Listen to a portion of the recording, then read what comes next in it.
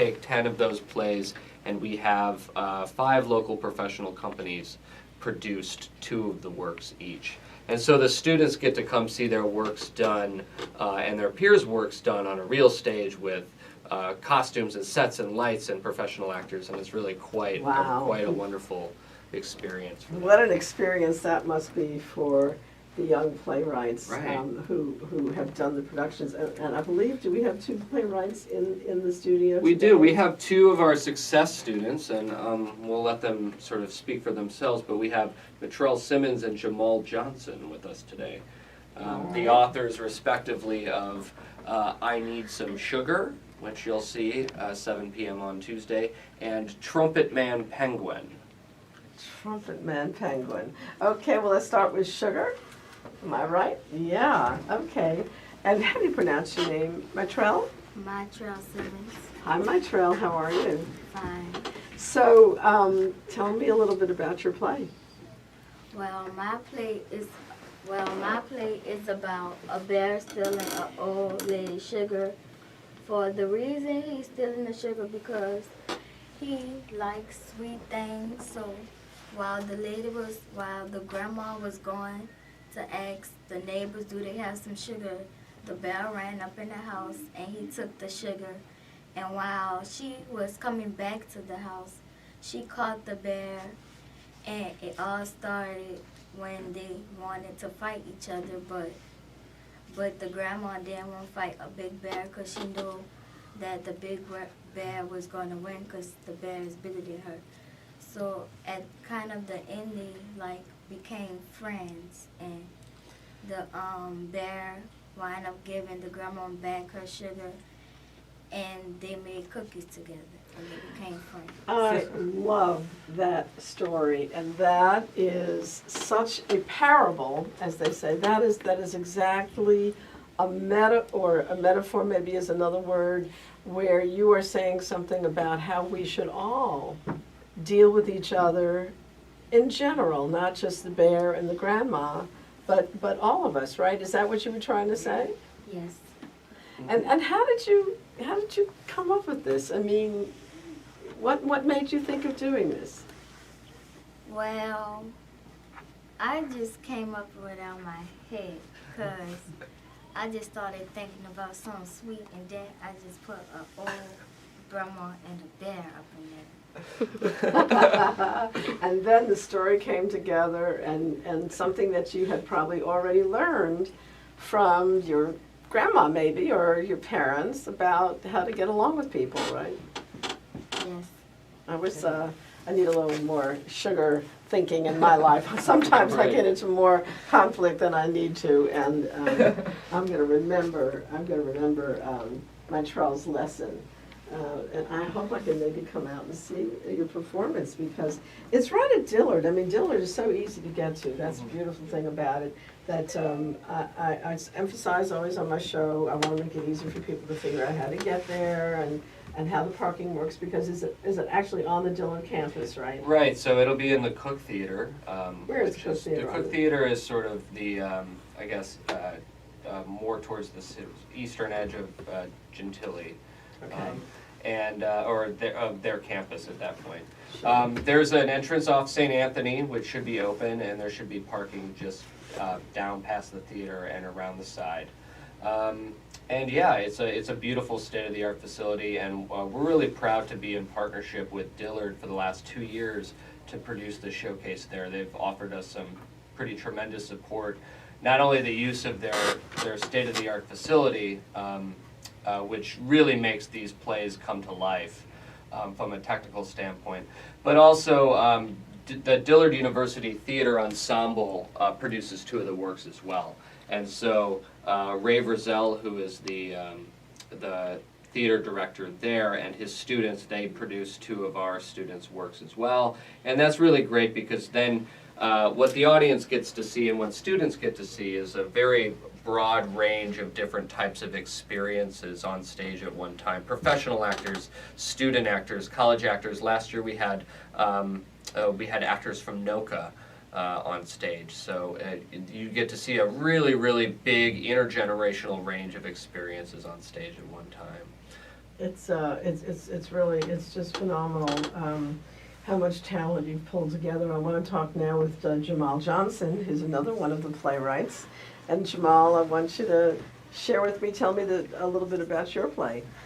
My play is about some penguins following Louis Armstrong because, like, it comes from our culture of New Orleans, and Louis Armstrong doesn't like the penguins because he doesn't like to be followed around, and like so the penguins try to go to the music store and buy a trumpet with some fish instead of money. So the cashier didn't accept it, and it was like, what's wrong with this guy? And then Louis Armstrong came and said, what are y'all doing? And that's when a shark walked into the store and tried to eat the penguins. And Louis Armstrong was like, y'all could be my friends for now just because I'm protecting y'all from the shark. You know, it's so interesting, your story. First of all, it's so imaginative. I just love it, and it's funny. So I know I have a feeling you have a little bit of a funny bone, a funny streak in you.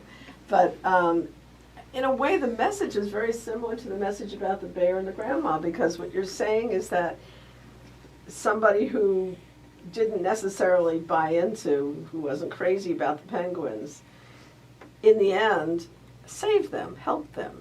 And so it's this coming together of people who might not get along, but in a moment of crisis, when survival was at stake, they did. That's just amazing. And what made you think of this story? Well, I like ocean animals, and I like sharks and penguins, and I just thought that like one of my favorite instrument players could be one of the ocean animals, and I just thought it up. That's just that's what it's called, creativity, everybody. It's just amazing. You guys, I know, are going to go on and do interesting things. And I want to talk for a little bit with Eric Cat, who you're the principal at the St. Clair Adrian. I'm the assistant principal at Success Preparatory Academy. St. Clair Adrian is actually our principal. Okay, because I didn't read my notes that well. That's so okay. I apologize, but so you've been a part of this whole effort, and, Yes, ma'am. It must be just an extraordinary experience to work with all these creative kids. It absolutely is, and you know, we're forever in debt for Goat in the Road.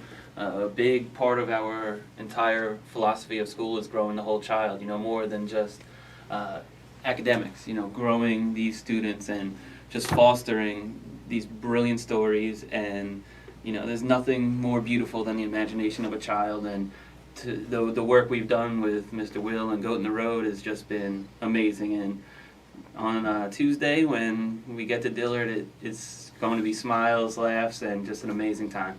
And you've been working on all of this now for 2 years we've been partners with Goat in the Road. So these students have done, basically for a few months now, been working on these projects with 2 times a week for about an hour. And last year we also did. So last year was our first year. We went to Dillard. Our 5th grade from last year had some plays performed, and they were just amazing. And it's just a great, great time. Oh God, I can't just imagine what it must feel like to write a play and then to sit in the audience and watch real live performers put your story out there for everybody to see. That's just going to be, is this going to be your first time? Yes. Jamal? Yeah? And you also? Yes, it's going to be my first time. So you're just in for a big thrill, I think, on Tuesday night at Dillard. What happens with some of the students who go through this program? Do you track them going forward? And I know this has to have an impact on their performance in every way, because all the statistics nationally are that kids who participate in the arts perform better in all subjects in school and come out and have more successful careers and lives than people who don't have the arts. Right, absolutely. You must track some of your kids later. Yeah, we certainly do. And you know, one of the important things that we try to do is, last year Jamal and Latrell were 4th graders at Success, and so they came to the showcase last year to see what they would be doing this year.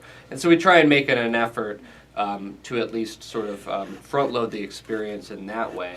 But what we're really trying to do is, Playwright is, while it's an arts integrated program and it's a program that relies really heavily on theater as it's a teaching technique, it is, when it comes down to it, a literacy program, and we're trying to cultivate writing skills, and we're trying to not only build writing skills, but build a new appreciation for different types of writing, and then at the same time build a new generation of sort of theater-going audiences and people that appreciate that art form.